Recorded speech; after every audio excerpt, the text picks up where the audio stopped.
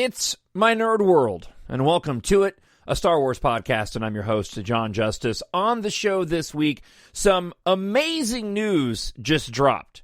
Like, I was looking forward to doing the show today, and then this little nugget, live-action Ahsoka Tano, this little nugget, Rosario Dawson playing Ahsoka Tano, live-action in The Mandalorian, this little nugget of news dropped and got me really excited, which I don't know about you, but I really need it right now. So we will talk about the implications of what I'm going to tell you here in just a moment.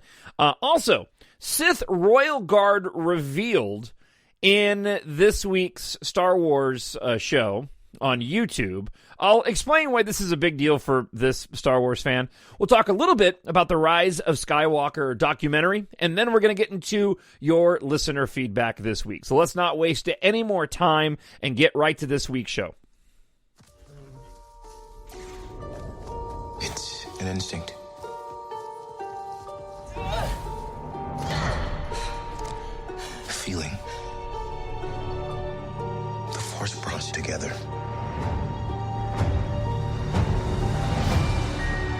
We're not alone.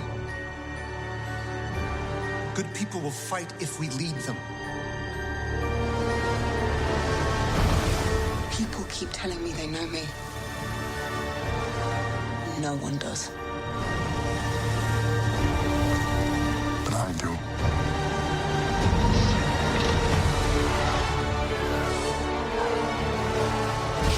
Long have I waited. And now, you're coming together.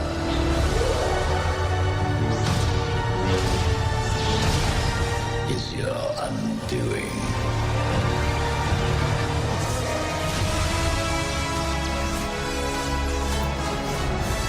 Confronting fear is the destiny of a Jedi.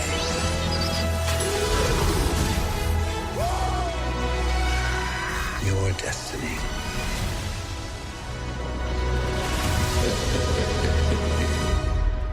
The Force will be with you. Always.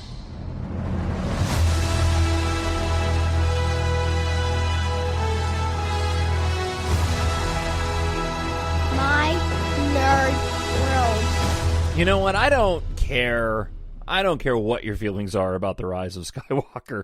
That movie did so many things right and has so many fantastic just Star Wars nostalgia filled moments for me. I just absolutely adore that movie. Welcome to my nerd world. I am your host, Jon Justice, a Star Wars podcast. Glad you're with the show again this week. And wherever you are, and whenever you're listening, I hope that you're doing okay. I hope that you're healthy and that your friends and your family around you are healthy, and I hope that you are doing as much to take care of your physical self and to keep your physical self protected by what we're all dealing with right now, as you are your mental health too. And that's something that I had to come to grips with this week, being a full-time radio talk show host and being blessed to still be able to go on the air every single day. It's an important job for me right now. It's important for me to have this job, but it's an important job that we're doing with our weekly show. But you got to cover this stuff, and you got to cover it at length. And then I find myself paying paying close attention to what's going on in the world right now at home, and it can exact an emotional toll on you if you don't regulate it and monitor it like anything else. And I had some moments this week where I was like, man, I got to disconnect because I just can't. It's gonna affect me in a physical way if I keep consuming as much of the news as I can. So this show is going to be an outlet for that. I got some really exciting news to start the show off this week to share with you.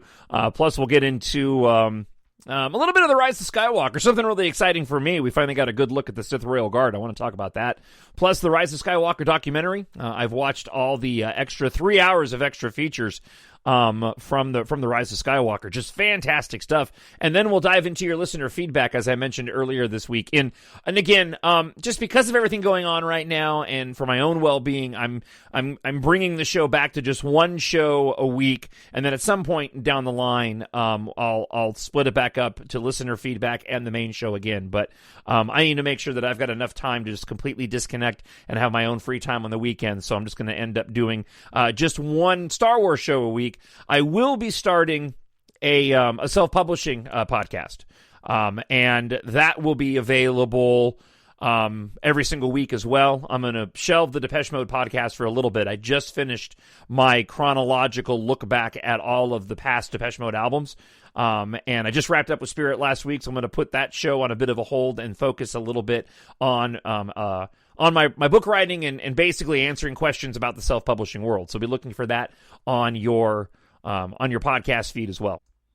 Plus, I have some really exciting news about my EMBARK series to share with you at the end of the podcast this week, so be sure you listen to the very, very end. And again, really appreciate you checking out the show. I hope it's a welcome break from everything that's going on in the world as well. All right, let's get to this news that I was teasing before, and now it's 6 minutes into the podcast, and I haven't gotten to it yet.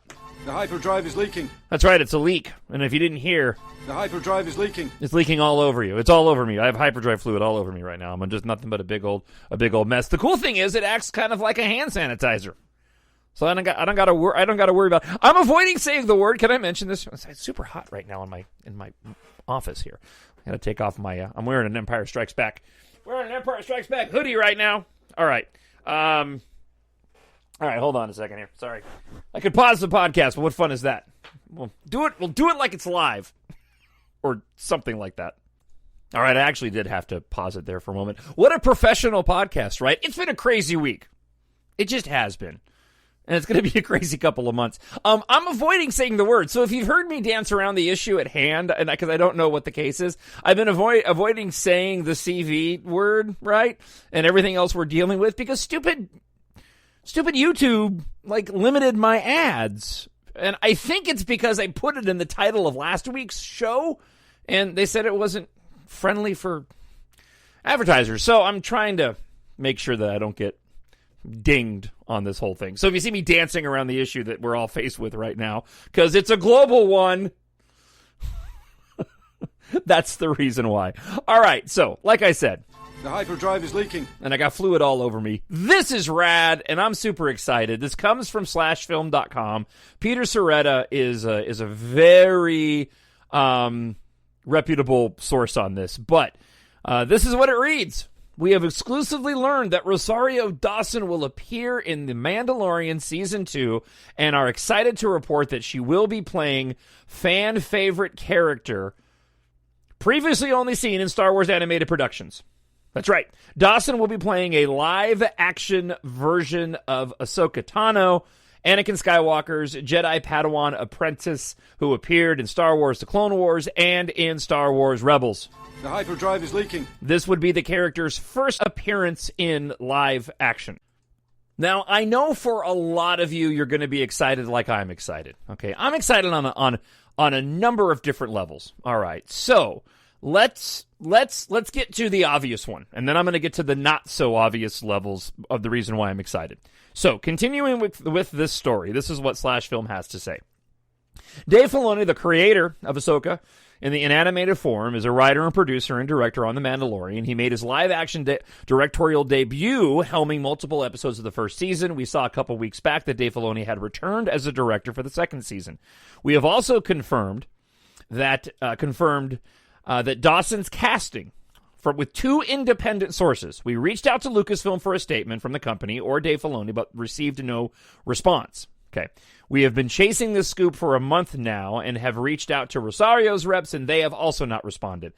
In other sort of random Mandalorian Season 2 news, Robert Rodriguez has also been confirmed as a director on The Mandalorian. I'm excited about that. I like Alita Battle Angel quite a bit. I know Zach over at Knights of Vader also, I think Zach and I are the only ones that really liked Alita Battle Angel.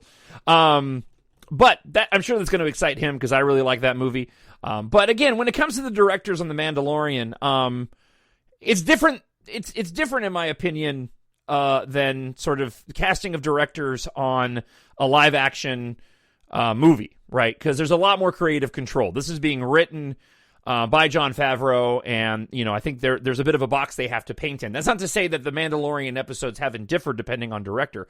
I just don't get as hyped, but I do like Robert Rodriguez quite a bit, so that was pretty good news. And like I said, Zach over at Knights of Vader, I'm sure is going to be excited about that too. All right, back to Ahsoka Tano.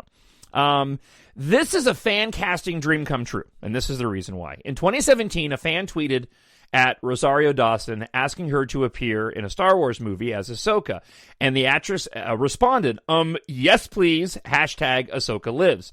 This tweet spurred groups of fans to campaign for her to play the role. Dawson was later asked about the fan campaign while appearing on Good Morning America, and she commented that it would be absolutely amazing. As a fan of the character and Dawson, Peter Soretta writes, I'm excited to see Ahsoka Tano make her live-action debut in The Mandalorian. Then the article gets into, so who is Ahsoka Tano? You guys most likely all know who Ahsoka Tano is from the Clone Wars and from Rebels. She has also appeared in comics, her own novel, video games. You even hear her voice at the end speak to Rey in Star Wars The Rise of Skywalker. I loved Ahsoka from the beginning. I know that she had a rocky start. Snips did. She had a very rocky start in the first Clone Wars release, right? The theatrical release. But then everybody eventually grew to love that character. And Ahsoka is an amazing character. And I am super excited about this because I'm also a fan of Rosario Dawson. I think she's a fantastic actress. I don't think she gets nearly enough credit. She's very underrated in my opinion. If you've never watched her performance in the Denzel Washington, Chris Pine runaway train movie Unstoppable, check that out because she is stellar in that. I loved her going back to the Men in Black franchise. Pretty much everything she's been in, I really, really like. And I think the look, the age is perfect, right? Considering how old Ahsoka Tano would be, and even given her alien species. And she also looks the part. Get her in the makeup and the outfit, and I am excited to see what that is going to look like. Because to me, that's going to be the most difficult part of selling that character. We're so used to seeing Ahsoka Tano in animated form, whether it be in the shows or in the comic books. And I've seen some individuals do some really good cosplay of Ahsoka, but to get the Hollywood professional level, and the closest I've probably seen to that, did you hear my voice cracked a little tiny bit right there. 47-year-old and his voice cracked. That's crazy.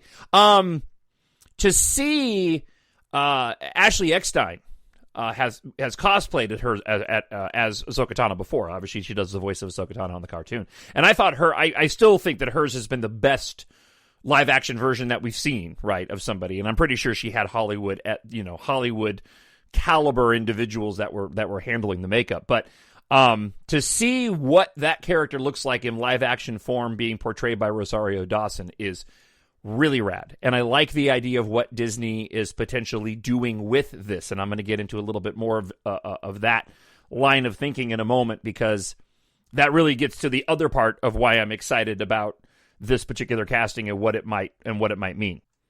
All right, let's get into more of what this article from Slash Film and Peter Soretta has to say. So, what might Ahsoka Tano's role be in The Mandalorian? Ahsoka made an appearance in the epilogue of the Star Wars Rebels series finale entitled Family Reunion and Farewell. That teased a future adventure. She returned to Lothal after the Empire's destruction to join Mandalorian warrior Sabine Wren in her quest to find their friend Ezra Bridger, who disappeared while battling Grand Admiral Thrawn years earlier. Spoiler alert. Ezra's out there somewhere, Sabine thinks to herself, and it's time to bring him home. The scene seemed like an obvious setup for a future animated series, sequel, spin-off, or movie. We don't know for sure how Ahsoka figures into the plot of The Mandalorian, but let's speculate. And again, this is spoilers for Season 1 of The Mandalorian. All right, so the Darksaber the ancient and unique black-bladed lightsaber wielded by Moff Gideon in the season 1 finale of The Mandalorian was once the property of Sabine Wren, the colorful Mandalorian warrior who Ahsoka joins in her quest for Ezra. So it might make sense that Sabine plays a role in this upcoming season as well. Although I have no confirmation, the Slash Film article says, on her appearance. Ahsoka also had a relationship with Jedi Master Yoda, one of the only other known people of the child's, also known as Baby Yoda's, mysterious species. So maybe Ahsoka could help provide some information in that respect.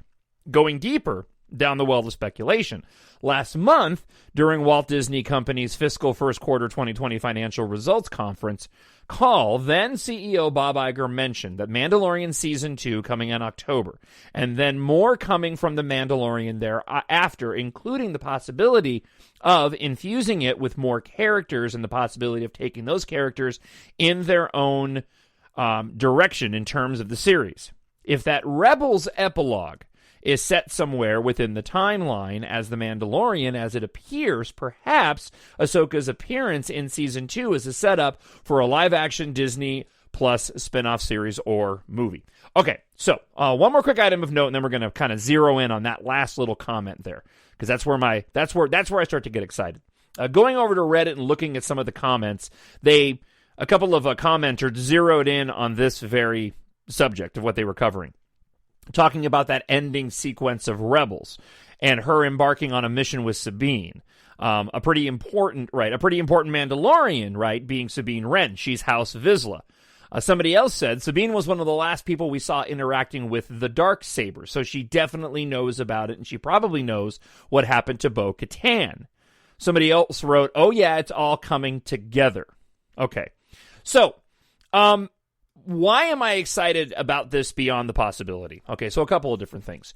As it relates to The Mandalorian, this gets me really excited because I've kind of been of the assumption that because of the success of The Mandalorian, Season 1, that most likely we're going to see Mandalorian Season 2 really sort of open up, right?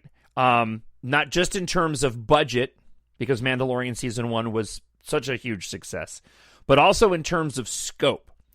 If you've watched any of the behind the scenes and the technology that they're using right now, and Mr. Sunday Movies had a fantastic video on this a couple of weeks ago where he talked about essentially the death of the green screen, what they've been able to develop using the video gaming engine to set the actors in a room with gigantic view screens on the side and up top where they can put the background right there and shoot everything in camera. And the camera actually, when the camera moves, the background moves, so it all matches. Really opens up the world of possibilities to place these actors in a realistic environment without having to do as much work as they did before, and it looks exponentially better. You can pretty much get rid of all the green screen. So I'm assuming The Mandalorian Season 2 is going to get much, much bigger than it got in the first season, which will open up the door and the opportunity to include a character like Ahsoka Tano. We've also heard some rumors about Rebels coming back later this year with another season, so perhaps Dave Filoni has one more season in him left of Rebels where we end up wrapping up the Sabine Wren, Ezra Bridger story, or maybe they move that to live action. I do like the idea and the speculation about the possibility of this setting up for another live-action Disney Plus spin-off series or movie. And I think that using Rosario Dawson and The Mandalorian as a possible test, a possible testing ground for that, right, would be a really, really smart move to see how it ends up filming, what the reaction is by the creators, and then, of course, what the audience reaction is later. Okay. The other reason this has me excited, and this is going to our current state in the world right now with regard to this horrible pandemic that we're all dealing with. I'm really, I feel really blessed at the moment for me personally. I still have my job. I'm not in any jeopardy of losing my job right now because for whatever reason, I almost feel bad about this, to be honest, but I'm considered to be an essential service when it comes to being on the radio. And I understand why, but at the same time, my heart does break and goes out to all the individuals right now that have been affected by this, because it's not anybody's fault. So I hope that, I can live up to the expectations of my job for those that listen to the show, so that, I've earned sort of that ability, because I know there's a lot of people that are way less fortunate than I am. I'm also really, I feel really fortunate to be a Star Wars fan, because we have so much fantastic content that we can pull from to distract us from what's going on in the world right now. And I'm relatively speaking, I'm glad that the Rise of Skywalker came out at the end of the year, because everything's being delayed and pushed back right now. And right now, and this is the point I'm trying to make. Right now, we're going to see a seismic shift in the way that we consume our entertainment. Movie theaters are closed down across the globe, and we're seeing Disney released The Rise of Skywalker early last weekend, to the surprise of everybody. That was huge. I forgot. I hadn't even talked about it on the show. That's right. The Rise of Skywalker came out on digital last week, right? That was amazing. I was so excited, and I'm going to watch it again tonight. I'm really excited to go and watch it again. But they are moving quickly to get a lot of these movies and these shows on the streaming services for those of us, which is most of us, and for those that are working and those of us that aren't working, who are stuck at home. So Frozen 2 came out early. Disney Plus is putting out Onward early. There are discussions right now, I guess, about potentially releasing Wonder Woman 1984 for streaming only, because it might be delayed in the theater for how long this whole pandemic goes on. And I was just talking with my wife about this. If the studios end up seeing a return on their investment that comes close to what they felt they were going to get in the box office, I think that there's a big possibility that we could see some pretty dramatic changes to how we consume our entertainment, and a lot more stuff streaming at home. So I imagine that right now, when it comes to Disney, because it was almost serendipitous is the wrong word, right? Because there's nothing positive about what's happening with this pandemic right now. But, the fact that there aren't any live-action Star Wars movies slated until 2022, that really worked out in Disney's favor. So if they're thinking, well, you know what, for the time being, we don't know how long this is going to go on. We can't really get involved in any productions. We've got these other things, because Mandalorian's already shot. We've got these other things we can look at. Let's start looking more and more to the Disney Plus streaming service, even more so than they were before. That's pure speculation on my part, but make no mistake, I am fully convinced that the way that we consume our media and how we get content it could drastically change because of this global pandemic. And I think that even speaks to the Star Wars movies too.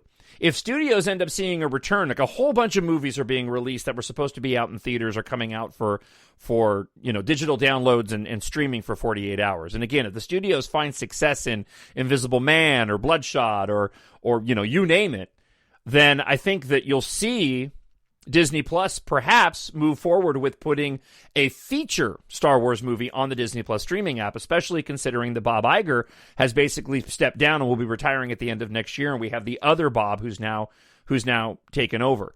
So look, in the middle of all this is really amazing, fantastic news. And it also gets me excited, and I'm praying anyways, as hard as I can, that this whole thing ends as quickly as possible. They're testing out, getting back to the pandemic, they're testing these experimental drugs and these drugs that have worked on other things before. And I'm praying so hard that these are going to prove successful in treating what so many people are afflicted with right now, so we can put an end to this. From again, relatively speaking, the Star Wars celebration in August, which I'm planning on going to with my family along with going to Disneyland, has not been canceled yet. And most of the experts are saying that hopefully by the time summertime rolls around, this whole thing could die off. So hopefully that will still go on. So assuming the Star Wars celebration goes on, I think now we have a little bit more detail or expectation of what they could be announcing and showing us at Celebration come August, in the absence of not having a feature-length movie. Imagine going to Star Wars Celebration in August to the main panel, right, to the main event where they normally bring out the cast of the next Star Wars movie and show a trailer, imagine getting our first full trailer for The Mandalorian Season 2 and seeing a live-action Ahsoka Tano. I mean, how incredible would that be? It gets me excited for the future of Star Wars, guys. It really, really does. I talked about it at length last week when it came to what we're dealing with and whether or not this can sort of bridge the gap in the fandom. And, you know, I'm not seeing the bickering and the fighting over the Rise of Skywalker like we did before, which is good. And you still see the smattering of it out there, and that's fine. You're going to get it. But, you know, obviously we're all faced with this huge, massive life change that will be temporary. We will get through it. So our focus is elsewhere, and keeping ourselves healthy and our family healthy, and keeping in contact with our friends. So priorities have shifted, right, and rightfully so. But hearing news like this just gets me excited for what the future of Star Wars can be. And again, it's easy for me to say because I've loved the content they've put out so far. I haven't had any issue with any of the content they put out. Right now, The Rise of Skywalker is my favorite Star Wars movie at the moment. It really, really is. I love that movie, and I could every time I watch it, I get the same feelings, and it's just as thrilling, as exciting as the first and second and third times that I watched it. So, what do you think about this? Does this get you excited for the future? A live-action Ahsoka Tano? I mean, they need to pull it off, right? I think that's my biggest question, is what is a live-action Ahsoka Tano going to be? Because we're so used to seeing this character as a cartoon. But when you have an actress who genuinely wants to play that character, that also gets me really, really excited. So, what about you? TalkShowNerd at gmail.com. You can leave a comment up on YouTube as well. What are your thoughts on this? What do you hope to see come of this? Would you want to see a separate live-action Ahsoka Tano TV show? I think I already know the answer, but would you? What are your thoughts on The Mandalorian? This actually, look, I'm excited for The Mandalorian Season 2, but not like I would be for a Star Wars feature film. This gets me excited for The Mandalorian Season 2 like I would a Star Wars feature film. But I want to know what you think. Again, talkshownerd at gmail.com, and leave a comment on YouTube, and we'll put that as part of listener feedback on next week's show. Something inside me has always been there. But now it's awake. And I need help. So, on this week's Star Wars news show, right, because as we've talked about before, we get the once a week we get the news show, and then once a month we get the Star Wars TV show. So on the news show this week, there wasn't really anything major to report beyond the novelization coming out. I'm still waiting for my novel to arrive in the mail of The Rise of Skywalker Expanded Edition. There was talk about the documentaries. We'll talk about that in just a moment. But also included with that was a page from the art of Star Wars The Rise of Skywalker, which will be coming out at the end of the month as well. The image they showed, though, got me really excited because it's the one thing that I was dying to see from The Rise of Skywalker, and that is the Sith Royal Guard at the end of the film. Now, thankfully, somebody was able to grab a screen image from a high-definition version of the scene at the end when Rey takes out those Sith Royal Guards. And so you were able to get a pretty good look at what he looked like. But in this art book, it actually shows the helmet up close and the full body up close, and it looks fantastic. What's really fascinating to me is it talks about in the notes in the page on how they intentionally wanted to evoke the Praetorian Guards from The Last Jedi. The helmet itself has a very tanker trooper-esque feel from Rogue One on the side panels, right? The front of the helmet is bulky, almost like the Mimban stormtrooper helmets from Solo. But you look at the whole thing, the cape, the outfit itself, it really is a pretty rad mashup between a traditional stormtrooper, Sith trooper, and Praetorian Guard. And I love that connection. I love that interconnectivity of it. I want a Black Series figure of that character in the worst possible way. So I was really, really excited to be able to see that particular image of the Sith Royal Guard concept art from that video. And again, I can't wait to get my hands on the artwork for The Rise of Skywalker. I really am of the opinion that J.J. Abrams just hit that movie out of the park. Him and Chris Terrio did, in my opinion. It stands on its own as a film, as a space opera, as a Star Wars movie. It fits fantastically in driving the story that got started in The Last Jedi. And for me, right, it really does wrap up the 9-movie saga spectacularly. It really, really does. I find that movie infinitely entertaining. So again, curious to get your thoughts. If you've seen the image so far, or if you've seen the image, let me know. TalkShowNerd@gmail.com, or leave a comment up on YouTube. All right, one more quick comment on The Rise of Skywalker, and that is a documentary. This documentary is almost as good as The Director and the Jedi was for The Last Jedi. The Director and the Jedi for The Last Jedi really benefited from the director standpoint of the individual who shot and created that documentary. You can tell they put a lot of care into making it like a thematic documentary with its depth and scope and in the minutia that they got in with The Last Jedi. This Rise of Skywalker documentary is almost as good as that one. One of the things I love about it the most is it follows the movie totally chronologically and just takes you step by step through the entire film and almost scene by scene. There's a lot of extra footage that's included in there. There's some amazing scenes that got cut from The Rise of Skywalker that include Didio on Ochi of Bastoon's ship, and him kind of taunting Rey with the squeaky wheel, and a lead up to the whole squeaky wheel scene, and some inside background and information from Daisy Ridley about that scene. I don't want to spoil that for anybody if you haven't seen it yet, but that was a lot more than I was expecting from the documentary, and it really did raise my level of appreciation for this film that I already love, because you can clearly see on everybody involved in this movie, from the second unit directors to J.J. Abrams to Chris Terrio, that they really did pour their heart and soul and thought a lot about this movie. And I know that there's been a lot of controversy around it. I know a lot of people have their own theories about what was shot and what was supposed to be and what wasn't supposed to be. I really don't care about any of that. That happens with every single movie, and stuff changes all the time. All I really care about is the final product and finding out how they reach that final product. And the documentary really, really did hammer that home, and it's incredibly entertaining. So, and again, just like everything else on the show, I'd be curious to know what you think, what your thoughts are. If you had an opportunity to watch that documentary yet, email me, talkshownerd@gmail.com, or leave a comment up on YouTube. Did you catch all that, by the way, how you can get a hold of me and I can read your emails and all that kind of stuff? Have I said it enough? It's the radio talk show host in me that, sort of pushes that stuff. You got to say everything 3 times. George Lucas taught me that. You want to get your point across in a story, you got to tell everybody 3 times.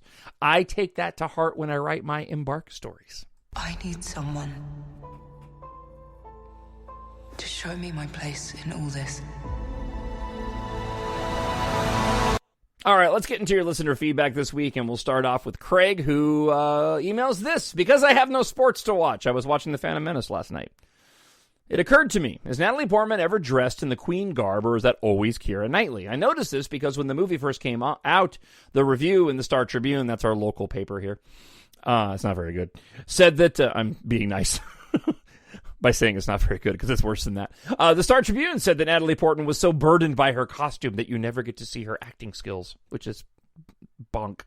I've always suspected that this reviewer never saw the movie before he wrote the review. I do not know how he could have written the review if he saw the movie. Yeah, so actually, and I went back and forth with Craig a bit via email, but I wanted to share it on the show. Keira Knightley is only in a few scenes as the Queen. In the movie. It's actually, for the most part, Natalie Portman. And most of those scenes are at the beginning. It always made me laugh a little bit, because I instantly figured out that was not Natalie Portman.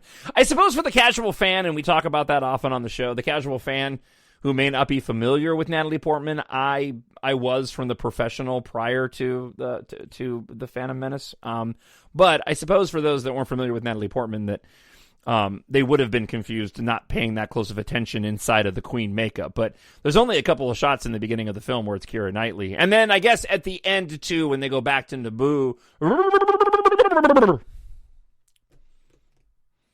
Boss Nass.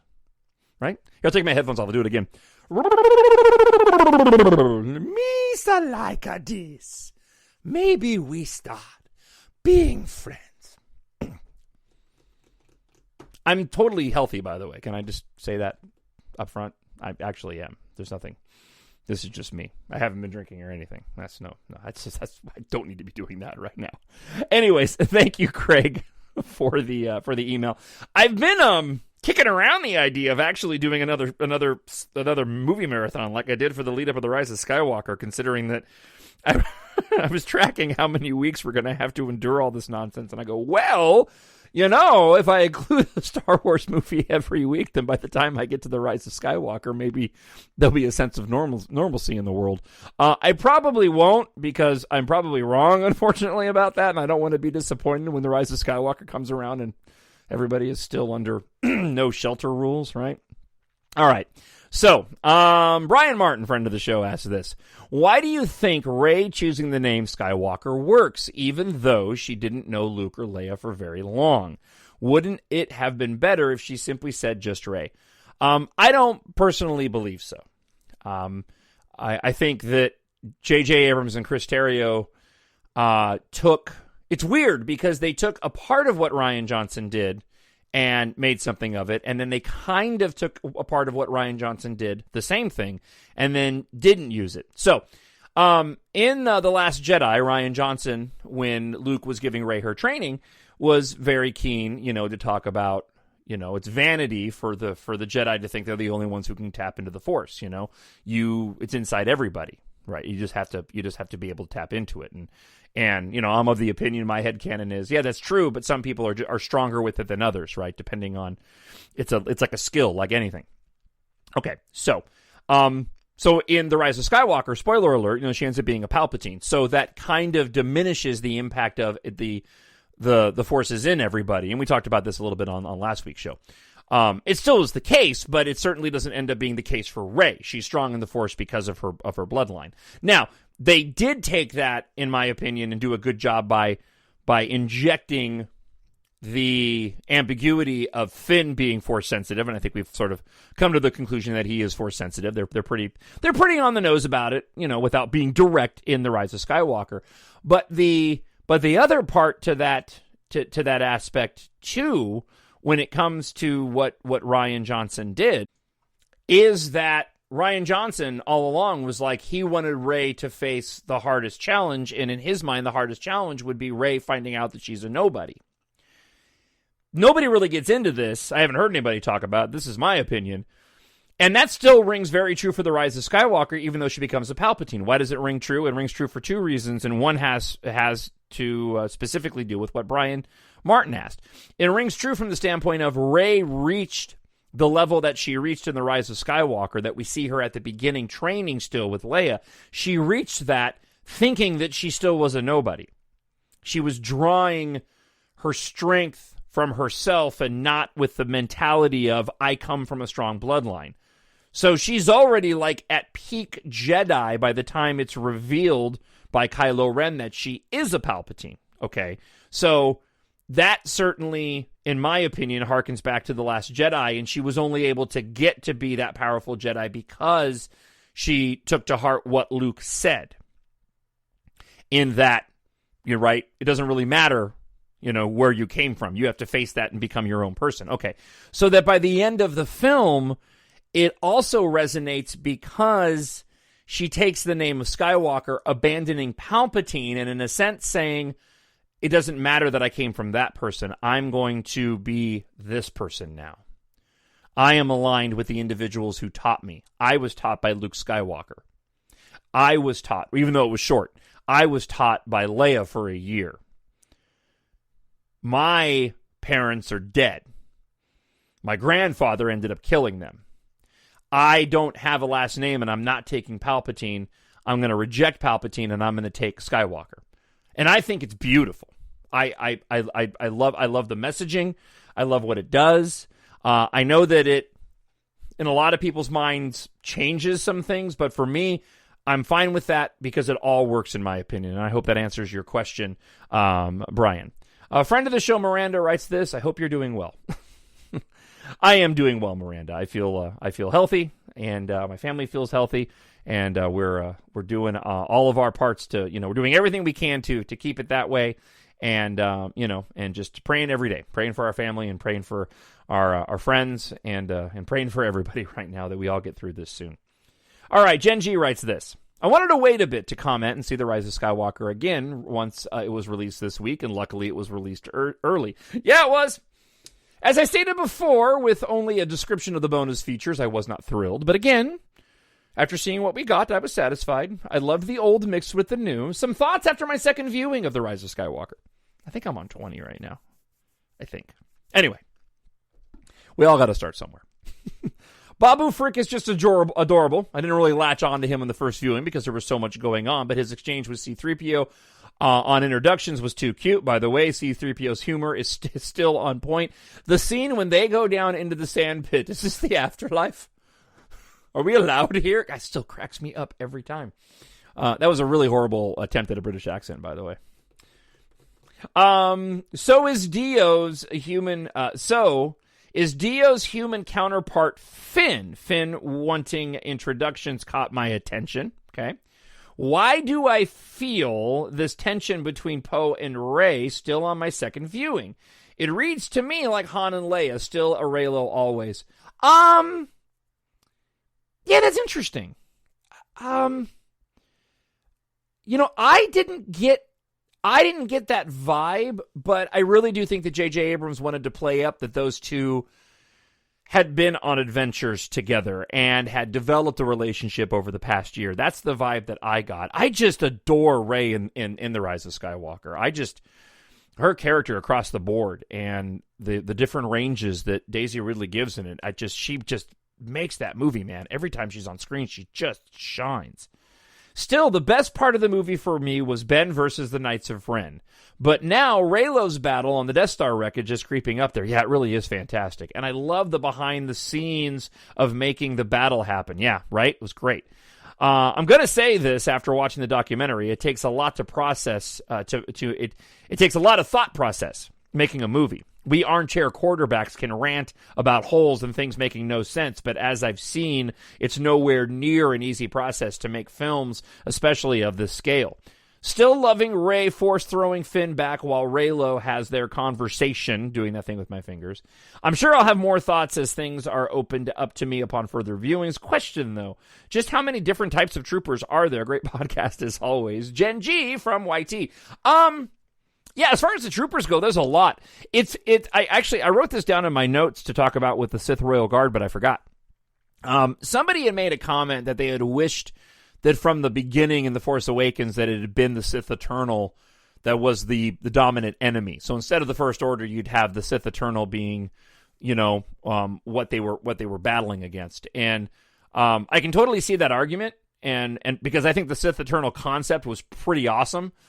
And what we've learned from the ancillary material, especially the visual dictionary, about what was going on in Exegol, who was actually in those Star Destroyers, how they were built, the Sith Troopers, the Sith Royal Guard, all of that is fantastic. And I hope that we get some ancillary material with that beyond The Rise of Skywalker, because I'm not ready to go and say that the Sith Troopers were wasted, because I don't think they were, because my expectation is just because we get a lot of toys of it doesn't mean we're ever going to see a lot of them in any of the movies, nor does it mean they're not going to become popular, and Boba Fett is my primary example. Boba Fett was a massive Star Wars character, a fan favorite long after the original trilogy was over, and he had just as much time on screen, if not less lines than Captain Phasma did, right? And everybody complained about her dying or not everybody, but people complained about her dying in The Last Jedi. So yeah, I don't know how many troopers there are. I will say, though, that really when you look at the sequel trilogy as a whole, going back to my Sith Eternal maybe being there instead of the First Order, in retrospect, when you go back and watch The Force Awakens, at least for me, I'm now watching it with the mindset that this is actually all Palpatine's army. The First Order is all being run in the shadows by Palpatine. So it's almost like Yeah, we don't get the Sith Eternal until the end of the film, but you know what? The Sith Eternal were actually running the show this whole damn time. All right, J.O.B. writes this. With regard to last week's show talking about the novelization. As far as books having more information than the movies, look at Lord of the Rings, Harry Potter, Stephen King, etc. You can fit more info into a book. He-Man also writes, and thank you, J.O.B., I appreciate that. The whole movie versus book thing is simple. We have no clue what content in the book was also in the screenplay. Authors given a novelization to write are often allowed to embellish their own details and add details not present in the script. Everybody lets their disappointment cloud their common sense. Yeah, they do. Not everything in the Rise of Skywalker book was something shot for the film and then cut from the film. Some of it, sure. All of it, no. Yeah, and like, for example, just turning it back to me for a moment so I can promote my books. It would be a dream come true for EMBARK to become a live-action show or a motion picture. But I also fully know that if that happened, especially the first book, yeah, that whole thing isn't making it on the screen. It doesn't fit within the model of a 2.5 or 3 hour movie. They'd have to trim a lot out of that. And actually, you could probably take EMBARK and turn it into 2 movies, to be honest with you. And there was a part of me that actually thought about splitting the book up into 2 books. And I would have, essentially 4 books out of the gate instead of 3 with The Vanishing War coming out next month. So, all right, Olga K. writes this.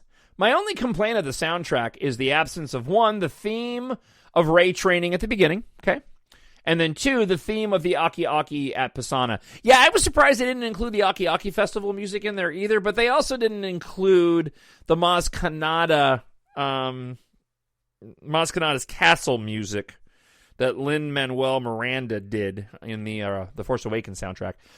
Sometimes we're lucky and we end up getting, those expanded editions. Like I have the full expanded edition of the Phantom Menace. Somebody made a really interesting point the other day. You could flip-flop the Rise of Skywalker and the Phantom Menace titles and they both still work. So you could have done Episode 1, The Rise of Skywalker, and you could have done Episode 9, The Phantom Menace. It's totally true. I like it the way that it is, but just wanted to make a point. All right, and lastly, Across the Stars. I have hoped for a long time that studios would start releasing movies on DVD or streaming the same day as the theatrical release. I know the theaters have always been against that, but it may be necessary with what's going on. So that's one change I'd like to see. You and your family stay safe, John. We just plead Psalm 91 over our families. Bless you, brother. Thank you. Thank you very much for that. I really do appreciate that. A lot of us have those things that we cling to at these times of need. Mine is certainly my religion and my faith. And I know I talk about it sometimes on the show, but it's not ever a focus. I don't like to ever beat anybody over the head with it. But bless you too, and all you guys. I'm praying for all you guys that we all get through all of this. And I really do hope that the podcast can provide a little bit of escape. I felt a little bad last week. I think I was a little bummy. I'm in a lot better mood today, especially just because of some of the news that we've been getting about the possibility of fighting this stupid thing. So, all right, look, that wraps up the show this week. Thank you so much for checking it out.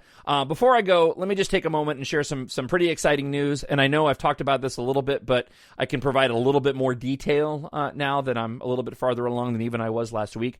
So before I get into the full pitch for EMBARK 1 and 2, it's been a while since I played my EMBARK ad, so I'm going to play that here in just a minute. For those of you that might be new to the podcast and don't know, I've written 2 science fiction space opera novels, and the third in the opening trilogy of my series will be out in probably the next 4 weeks or so. That's the plan, and I'll talk a little bit more about that in a moment. And for those that aren't familiar with the stories and what they're about, I'll share with you just a quick 1-minute piece of audio that describes the first book.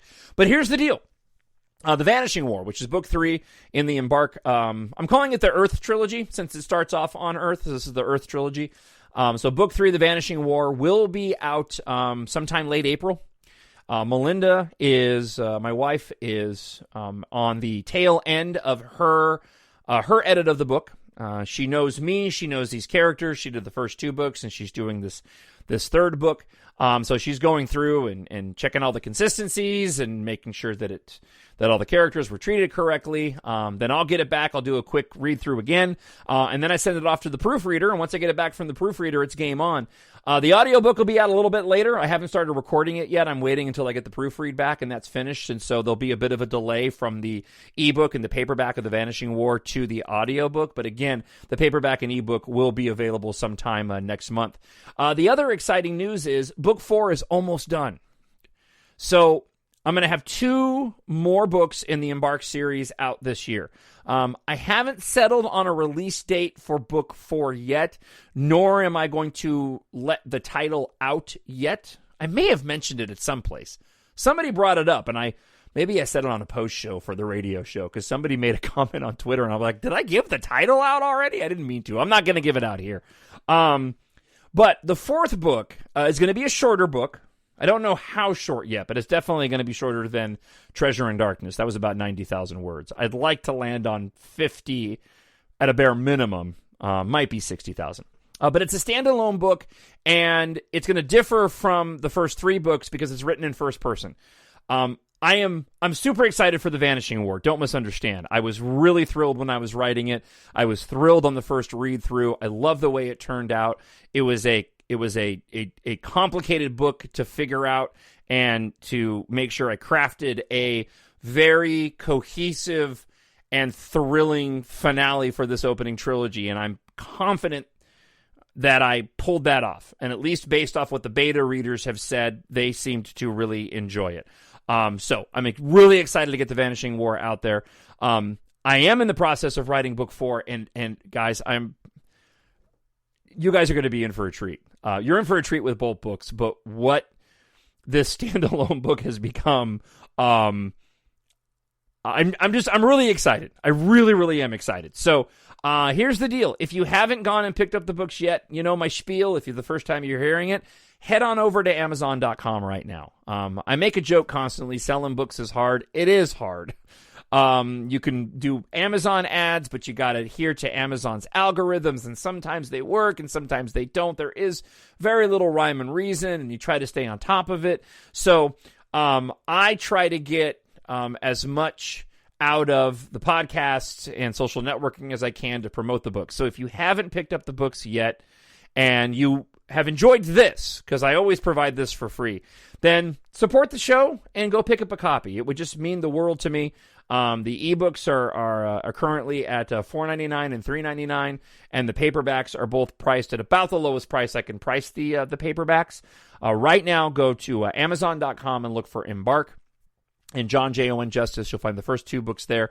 And look, if you've been waiting for The Vanishing War to be released before you've picked up the books, go ahead and get the first 2 books now, because by the time you get done with the first 2 books, The Vanishing War will be ready to go, and your timing will be perfect. I wrote these stories because of my love of Star Wars.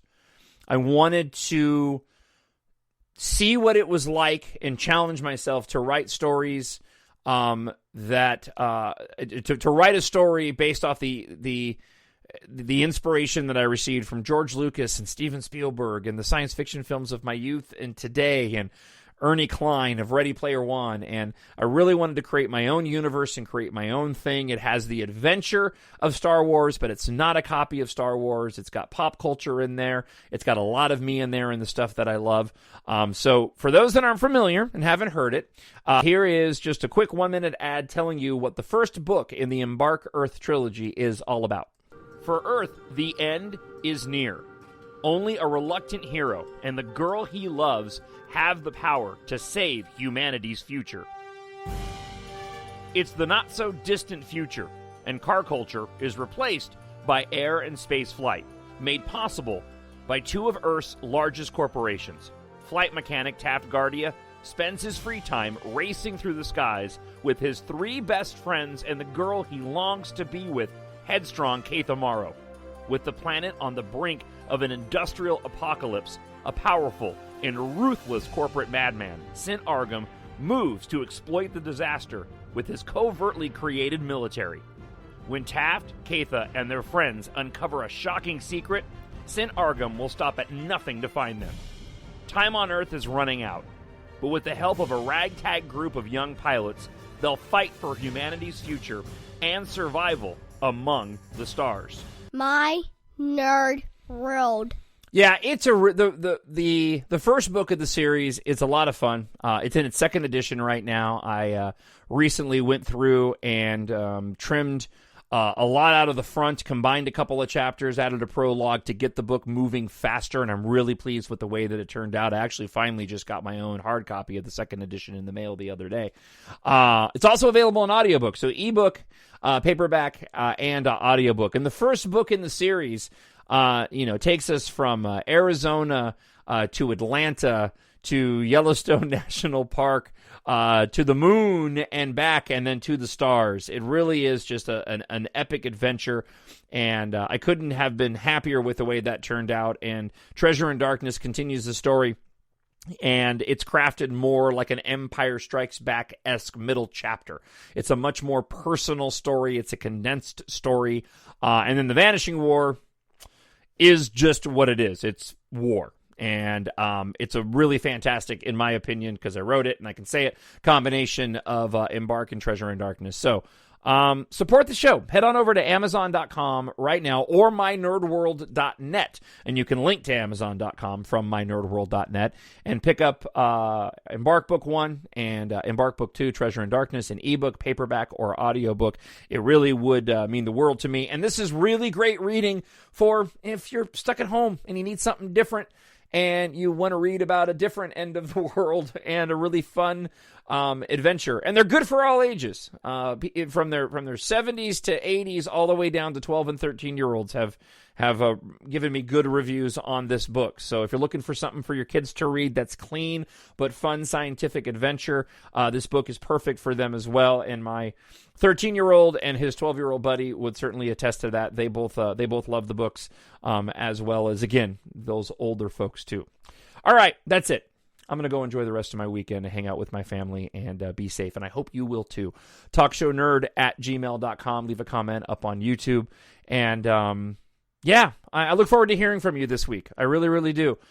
These are just surreal times. And thank the good Lord Almighty that we've got Star Wars content to take our mind off of everything that's happening around us. So stay healthy, be safe, and I'll talk to you all again next week. The Force will be with you, always. My Nerd World.